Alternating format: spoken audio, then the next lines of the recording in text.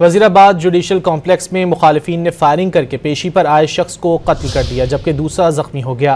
Police ज़राए के मुताबिक वजीराबाद जुडिशल कॉम्प्लेक्स में मुखालिफिन ने वकील के चेंबर के बाहर फायरिंग कर दी, जिसके नतीजे में लकड़ मंडी का रिहायशी अब्बास अली मौके पर दम तोड़ गया और एहतशामुल हक जख्मी हुआ। मकतूल का मुखालिफिन से काफ़ी अरसे से झगड़ा चल रहा था। वजीराबाद जुडिशल कॉम्प्लेक्स में मुखालिफिन ने फायरिंग करके पेशी पर आए शख्स को कत्ल कर दिया जबकि दूसरा जख्मी हो गया।